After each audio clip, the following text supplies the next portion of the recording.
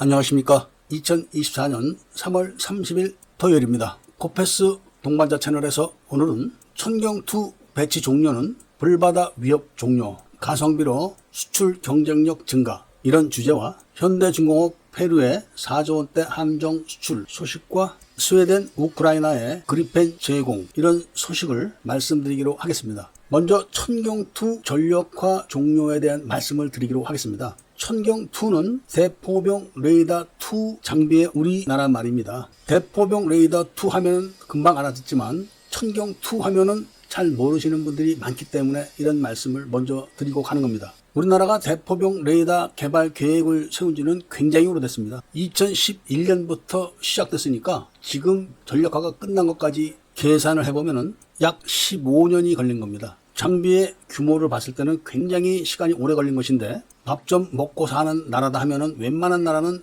이런 대포병 레이더를 자체 개발해서 갖고는 있습니다. 일본도 갖고 있습니다. 그런데 이 대포병 레이더는 다른 레이더와 달리 탐지 추적을 주로 하는 게 아니라 사격 원점을 찾아내는 겁니다. 얼마나 빨리 사격 원점을 찾아내는가, 이게 바로 이 장비의 핵심 가치입니다. 적의 포병이 사격을 하려면은 포를 진지로 끌고 가서 방열을 해가지고 포탄 사격 준비를 끝내고 일제히 발포를 해야 됩니다. 그리고 목표치를 사격을 한 다음에 재빨리 진지를 이탈하는 겁니다. 그러니까 적군이 초탄을 발사한 이후 얼마나 빠른 시간에 사격 원점을 찾아내는가. 그래서 아군이 적이 진지 이탈을 하기 전에 적의 포병 세력을 전멸시킬 수 있는 그런 능력을 제공하는 아주 중요한 장비입니다. 이번에 우크라이나와 러시아 전쟁에서 봤듯이 현대 전쟁에서 아무리 드론이 우선이라고 해도 전쟁의 핵심은 포병전인 건 다 아실 겁니다. 그리고 포병전의 핵심은 바로 이 대포병 레이더입니다. 그래서 현대 포병 세력은 전부 다 이 대포병 레이더를 가지고 있습니다. 이 대포병 레이더가 가격이 아주 비싼데, 가격이 아무리 비싸다고 해도 전멸되는 그 비용보다는 가격이 저렴하기 때문에 무조건 갖춰야 되는 필수 장비 중에 하나가 됐습니다, 지금. 그래서 앞으로 K9 자주포를 팔 때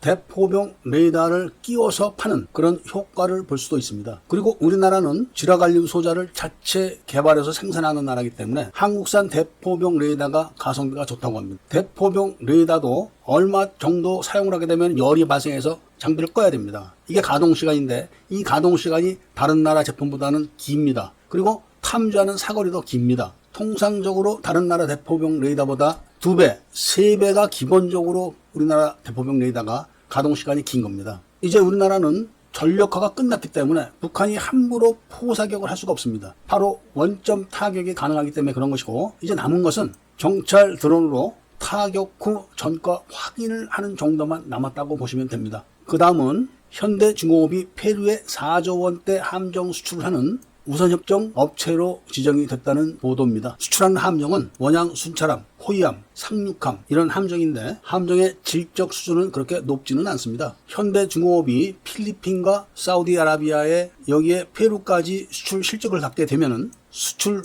실적 상승 효과는 있습니다. 그리고 앞으로 이 실적을 바탕으로 해서 함정 규모가 보다 크고 전투 능력도 보다 향상된 함정을 수출할 수 있기 때문에 바람직한 현상이라는 것은 틀림없습니다. 일단 페루에도 전 세계에서 전통적으로 함정을 수출하는 국가들은 모두 참가를 했지만 역시 가격이 높아서 다 탈락을 한 겁니다. 바로 우리나라가 이런 가격의 우수성, 그리고 여기다가 앞으로 점진적으로 성능과 규모를 키워나가면 상당한 경쟁력이 있을 거라는 말씀을 전해드리고, 그 다음은 스웨덴이 우크라이나에 그리펜을 제공할 것이라는 소식에 대해서 말씀드리겠습니다. 스웨덴이 나토에 가입된 그 자체 역할을 다하기 위해서 스웨덴이 자랑하고 있는 그리펜 전투기를 우크라이나로 보내는 것을 지금 심의하고 있다고 합니다. 잘 아시는 것처럼 그리펜 전투기는 다목적 전투기로서 활주 거리가 짧습니다. 그래서 임시 비행장, 고속도로 이런 데서도 이착륙이 가능하고 현재 우크라이나의 까다로운 작전 환경에 아주 적합하다고 합니다. 그리펜이 우크라이나에 제공되면은 F-16과 더불어서 러시아의 강력한 타격을 가하게 된다는 것쯤은 누구나 다 알게 되는 것입니다. 이런 스웨덴의 결정에 대해서 러시아는 강력하게 반발하고 있고, 우크라이나는 이제 러시아의 남은 조기 경보기 한 대를 제거하려고 최선을 다할 걸로 보여진다는 말씀을 전해드리면서